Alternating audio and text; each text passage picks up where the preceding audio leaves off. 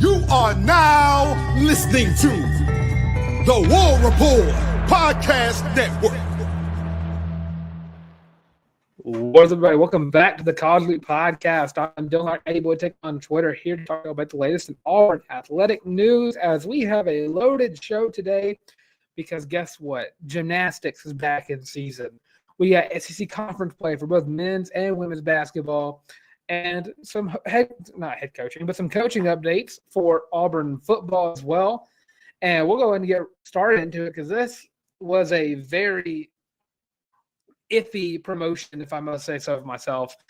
Tanner Burns, special teams coordinator last season, now gets a nice little promotion added to his paycheck, being the Nichols coach as well. Will be coaching the nickel corners, the star position, the rovers, whatever you want to call it, as well as the special team. So last year, it's no secret, Auburn was not the best team on special teams last year. Missed kicks, you had bad punts, you had iffy returns all across the place. And was Tanner Burns on the field? No, but decisions made on special teams are influenced by the coach. These guys were not coached well when it came to the special teams. Auburn had more penalties than almost any other team when it came to penalties on punts, on kickoffs, on whatever you want to call it. I mean, it was bad last season. If you did a 2024 report card, which might do that soon, I'm sure special teams will be probably the lowest score out of everything. You had the worst kicking season by an Auburn kicker ever, I think. I mean, Towns Magoo, a lot of talent, but he had a very, very bad season last year. Oscar Chapman started off the season pretty decently and then kind of fell off as the season went on.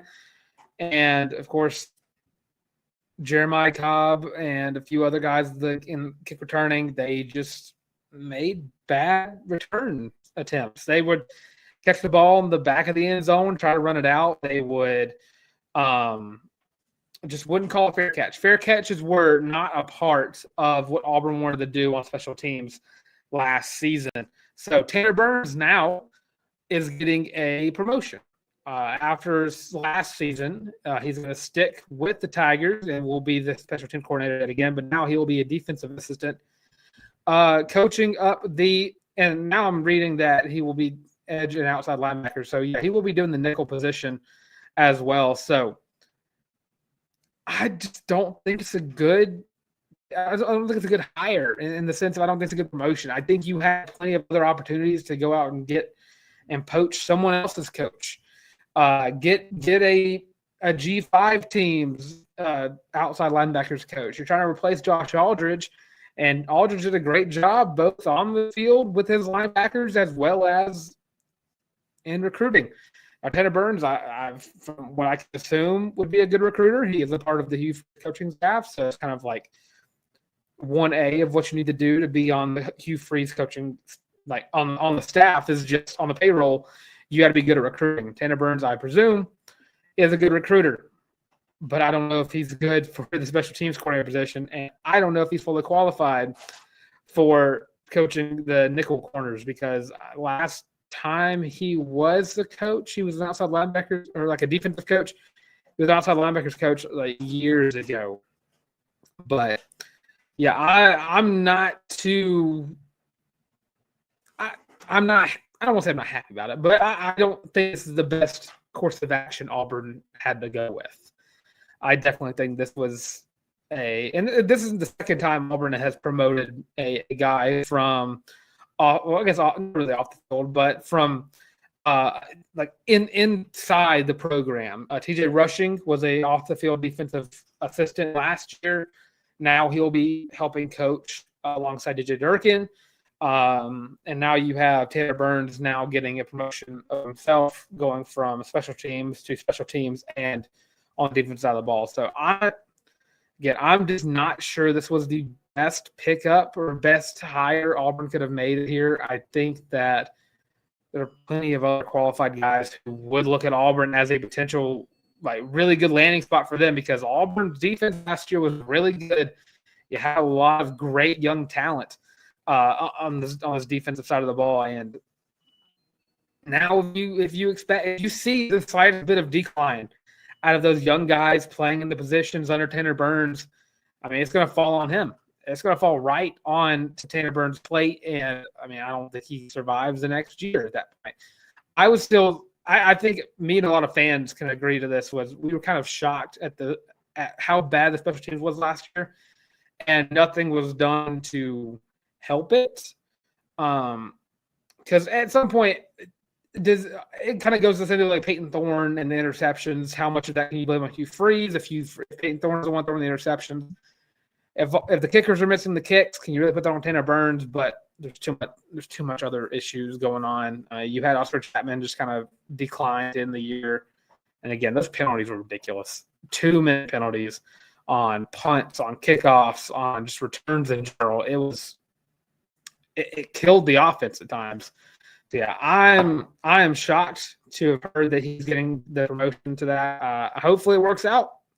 I would love to work out, but I'm iffy about the process that was done here. If it was, I'm kind of going to go piggyback off of what the War Report said earlier today. Is if it was a Durkin decision, if Durkin promoted him to that, then I'm okay with it. Durkin knows how to run the defense, but if this was a Hugh Freeze decision and he kind of pushed Tanner Burns into the defense, I don't like that whatsoever.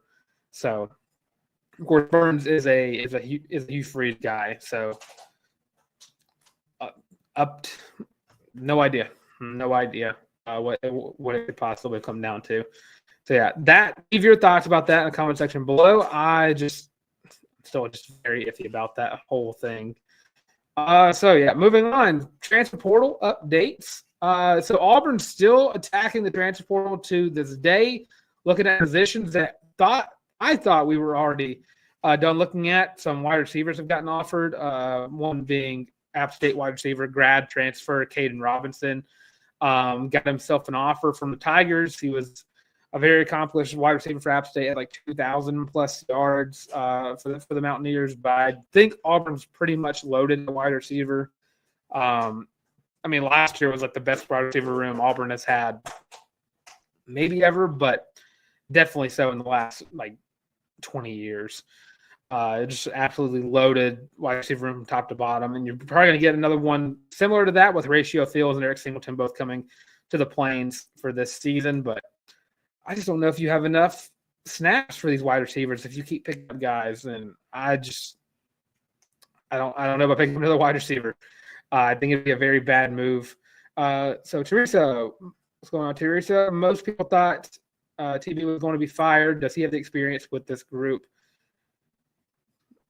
See, I thought he was going to be fired too. I don't know if he's experienced enough with the position.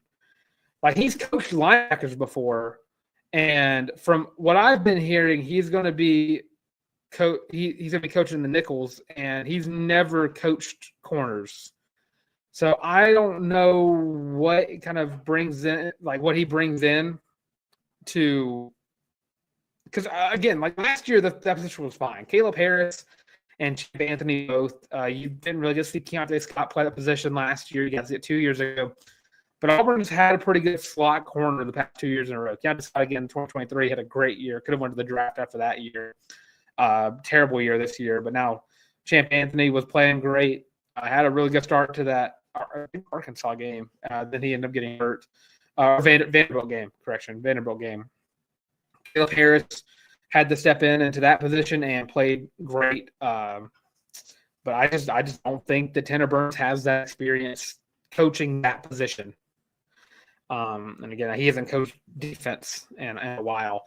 And it was linebackers when he did that. So yeah, I don't think he has the experience to have been a great hire for that, especially when you have. Because now, do you move those those nickels to another group? Are they no longer with the secondary at practice? Are they no longer with Crime Dog? They're now with a Burn. Or are they both going to coexist in the same area of the practice field? I thought that poses more questions than it answers for Auburn's secondary moving on to next year. And back to the transfer portal. Former Alabama linebacker Jeremiah Alexander was in Auburn for a visit yesterday, as well as you had a couple of visits get scheduled from a edge rusher position from Sam Houston State, Chris Murray, and Clemson edge AJ Hoffler. And I'm still shocked by the Jeffrey Emba announcement of him scheduling a visit to Auburn. I think it'd be a great pickup for Auburn. I mean, you cannot have too many guys on the defensive line. You got to have plenty of depth. And he was very talented. I don't think the staff, whenever he was at Auburn for his first go-round, was the best staff to utilize him.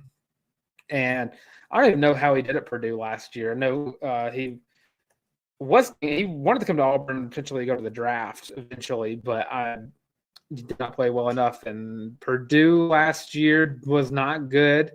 And I'm trying to load up what his stats were, but as a lot of size, 6'6", 302 pounds. He had 15 tackles last year, 30 total tackles. So, yeah, your defense is not good if your defensive lineman is putting up 30 tackles, but size, athleticism is what you're going to get. Jeffrey Emba would not be a bad pickup in the slightest for Auburn going forward. But, yeah, that's pretty much all the updates. Transfer portal has been very slow, but it's probably going to pick up a little bit more now that teams are still getting eliminated from the playoffs and losing bowl games. Now the season's end and more players get into the portal. As the season comes to a close, probably expect some guys from, Texas and Ohio State and Penn State and Notre Dame to probably enter the portal after this week, or depending on who wins that or loses those games. Because I'm still shocked by how the playoffs ended up. The 5, 6, 7, and 8 seed teams all moved on to the semifinals. So I'm expecting a lot of those guys. I mean, Georgia's had a couple players who have entered the portal fairly recently. I expect probably a few more to enter from Georgia as well. But yeah, portal is always going to be going crazy. And Auburn probably going to try to pick up, I would assume, some secondary players. Definitely on the edge and the defensive line. And I think you're also looking at some linebackers, trying to fill up as much depth as possible from the guys you lost from this past year's defense moving forward.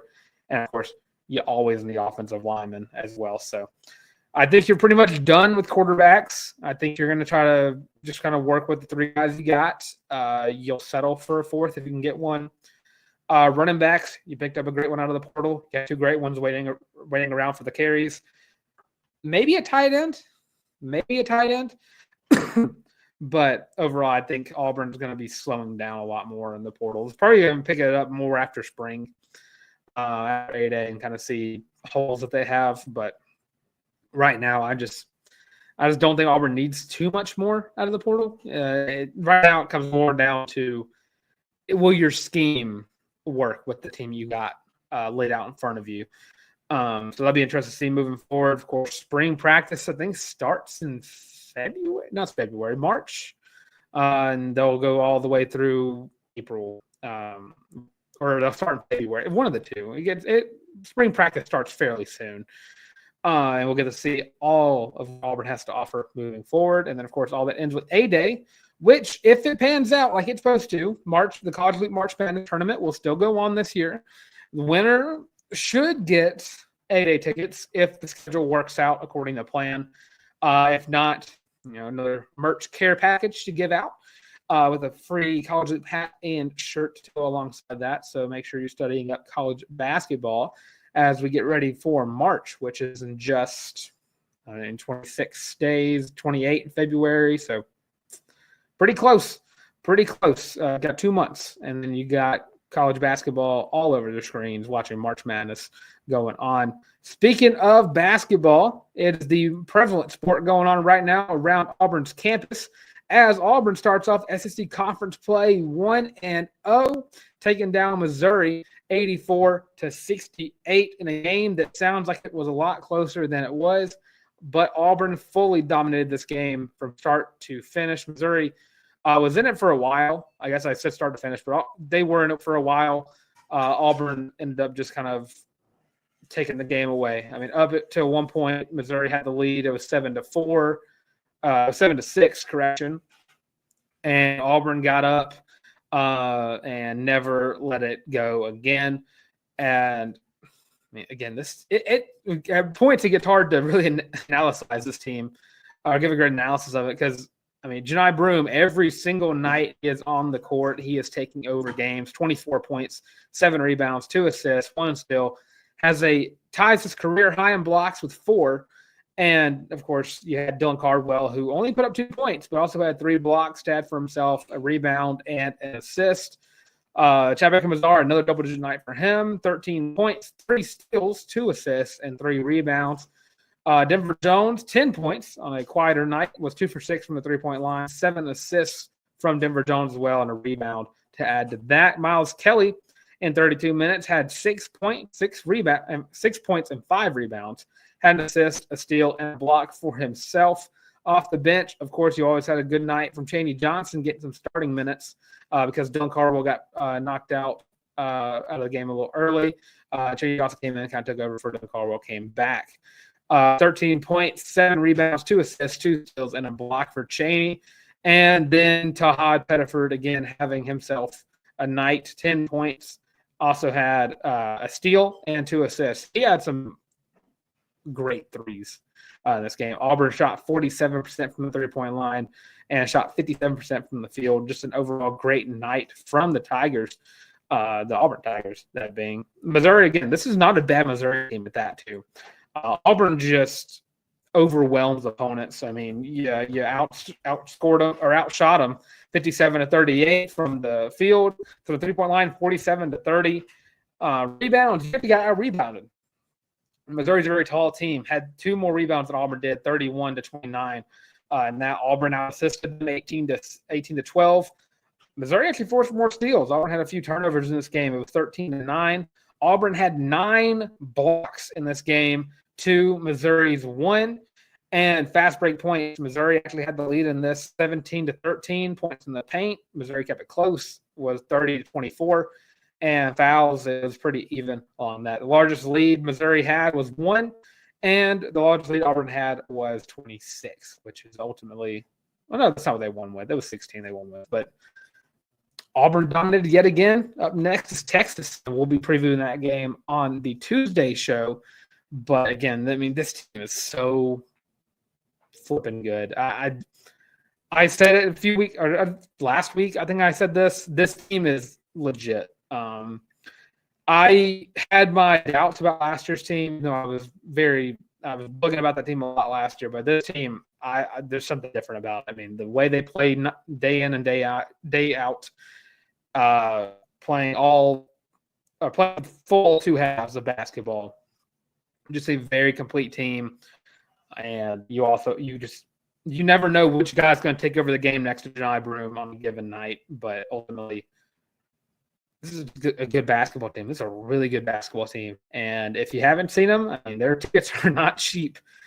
I wish it was easier to get Auburn basketball tickets, so I would go to a couple more of these if I could. But the environment is ridiculous, and holy crap, this team is really good. This team reminds me a lot of what UConn was last year. So that just lets me know this team. If Auburn doesn't win a championship this year, it'd be a disappointment, a massive disappointment. But this team feels like they can win everything. Like this, it honestly feels like they can go the rest of the season and not lose. That's what this team feels like. That's how complete they are. That's how deep the roster is. This team is ridiculous through and through. So, yeah, up next is Texas. No one in the SEC is an easy opponent. Texas currently has a record of, and as it's loading, 11-3. They lost their first conference game. They lost to A&M by 20, but A&M not a team to ignore as well. The SEC is just really good this year. I mean, I think they put up a graphic. I think there's only one SEC team that's like a quad 3, and the rest of them are all quad 2 and up. Auburn has the opportunity to have like multiple, like 10 quad 1 wins in the conference record with, which is absolutely ridiculous. But yeah, we'll talk more about basketball on the Tuesday show as we preview Auburn versus Texas, and of course throughout the remainder of the season, because I mean, Auburn basketball is must-see TV right now. So with that being said, we're going to go a quick little break. Let's have this break. We can talk about some women's basketball as well as talk about some Auburn Gymnastics because they had their first quad meet of the season as their season begins and starts up very soon. So we'll be right back after the short break. Are you tired of having to rummage through just clothes after clothes after clothes looking for something to wear? Are you tired of your friends making fun of you for your terrible fashion sense? Well, do we have the shirt for you? Go to thewarreport.com, get your laptop out and do it right now. Go to the shop and get your very own Feelin' Loopy t-shirt as well as your college loop hat, and you can get both of them for only $25 each. Plus shipping and handling, of course. But with that, now back to your regular scheduled program. Of course, that's available on thewarreport.com. Go to the shop. And, of course, you can get your very own Feelin' Loopy t-shirt, most comfortable shirt you're going to wear in your entire life, as well as the college loop hat. Most comfortable hat you'll wear in your entire life as well. And, of course, that's only one way to support the show. The best way to support the show is, of course, by liking, by commenting, and by subscribing. Again, leave your thoughts on Tanner Burns' promotion. What do you think about that? Do you think it was a good hire? Do you think it wasn't a good hire? Do you think Tanner Burns got fired at the end of last season? Let me know in the comment section below. Now, as we move on, Auburn women's basketball starting off SEC conference play a little worse for wear. This team is now 0-2 in conference play, losing tonight by 10 points to LSU, which, not a bad loss in terms of just only losing by 10. This team needs to get healthy. Deona Gaston still put up 16 points despite missing a lot of this game because she was about to foul out very early into the game. You had a great Madia Young put up 19 points, showing off she probably should be getting some starting minutes and probably should be starting some of these games. Taylor Collins put up 12 points. Outside of that, you had a five points out of Jordan Hunter, who has a lot of talent in and of herself. Then 4 points out of Marshall Bostic, and he had 2s and 1s out of Sia Sambane, Sarai Daniels, and Yakai Milton, and then 1 point out of O. LSU, it's hard to stop Anisha Morrow, 21 points and 14 rebounds, double from her, one of the best players in women's basketball. Of course, not last night, but 2 nights ago, Auburn, of course, lost to Ole Miss, and that game was a little worse than tonight. Of course, there's a step up in terms of difficulty of opponent. Definitely a step up for Auburn in terms of how much effort was played. But watching both games, Auburn desperately needs Talia Scott back. Desperately needs. They need someone else who can score alongside Deona Gaston. It needs to happen. I don't know I don't know the full injury, but a lot of these games, you'd probably lose a little closer to Ole Miss, and you'd probably have a chance to upset LSU again in back-to-back years if you have someone who was a reliable scorer alongside Deona. It's hard. It's the hard watch to start off the season with, and this team has so much talent around it, and it just sucks that the season starts off the way it does. Injuries have just been piling up, but I still think there's a lot of talent on this team to pick up some key wins they need. Of course, this team gets healthy towards the end of the year. You can pick up some steam late and try to see if you can work your way back in. But until the team gets healthy, it's going to be hard to get some of these key SEC wins. Of course, moving on, they do have a game coming up this week, continue SEC conference play, taking on, as it's taking forever to load up the schedule in front of me. They'll be taking on Arkansas on the 9th. Arkansas, of course, the SEC is not bad at any sport, for that matter. Arkansas starting off their women's basketball season with a record of 7-10. So I guess one of the teams that are not starting off so high under Auburn. So a good chance to get a win. Auburn's currently favored to win that game, so could expect some momentum to shift in their favor. They can get a big win over Arkansas. The game, of course, will be in Neville Arena. So get tickets and support Coach Jay and company as they continue to turn Auburn women's basketball program into a powerhouse that it can be. So that being said, going to move on to the last thing we had to talk about today. Auburn Gymnastics is back. One of the most exciting sports to watch out on Auburn's campus. I already bought tickets for the Auburn-Georgia meet, the Deep South order rivalry of gymnastics, or whatever it shall be called. Auburn took on Oklahoma, number 1 team in the country, number 27 BYU, and number 23 Nebraska. Auburn starts off the season with a number 17 record, or number 17 ranking. There we go. And had a decent night. I think Auburn has more talent than what they displayed in some of the rotations. Of course, Oklahoma being the number 1 team won. 197.55 was their score. Auburn came in second, 195.95, and BYU and Nebraska followed after that. So how did Auburn lose this meet? It came down to a couple of things. And as I try to load up the notes, it just loaded the wrong thing. There we go. Let's do this one. A vault with another issue. It's been an ongoing thing with Auburn, is vault is never consistent, which at times it really feels like the vault just doesn't really pan out in Auburn's favor. It's been about 3 years since Auburn's had a good chance of scoring high with the vault. And uneven bars was another great night for Auburn. But ultimately, I mean, they got things to get better. I mean, I'm not going to hold this one too hard against them. You lost to the 1 team in the country, but you beat 2 teams that you're ranked higher than. But ultimately, you got to get better at vault. Floor was another shocking one that I saw. Auburn scored pretty low on floor, but I expect them to pick up some steam from there as well. But again, bars, best thing Auburn, or second best thing Auburn did. Beam was another great thing they did. Super excited for Auburn Gymnastics, though. Again, if you've not got tickets to Auburn Gymnastics, I highly suggest getting them. They're super fun to watch. They're electric. I think they're even up there with Auburn men's basketball in terms of how electric they can get. And it's just super fun sport to watch, especially whenever you're unathletic like me. You sit there and you're like, maybe I could do that one. Maybe I could probably spin around a bar once and then be in the hospital the rest of the night. But regardless, super excited for the season coming up and saw some good things. I watched highlights. I hate that you can't just find these on TV to watch. So I tried to keep up with Auburn's Twitter page as much as possible and watch what I could. But yeah, vault, got to pick up on vault again. It's a season after season after season theme is you got to get better at vault. And I think they can. Again, the SEC is loaded in gymnastics too.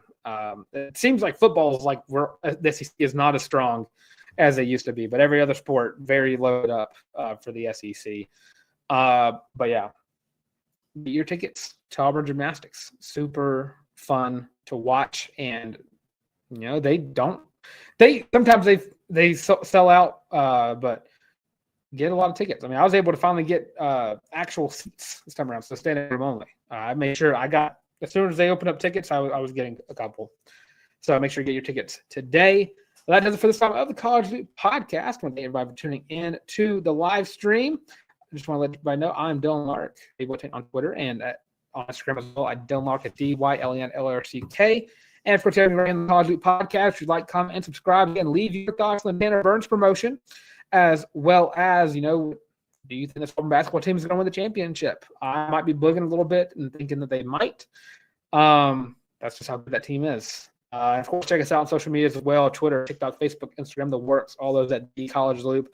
Audio versions of the show on Spotify, Apple Podcasts, Google Podcasts, Amazon Music, or anywhere you get your podcast.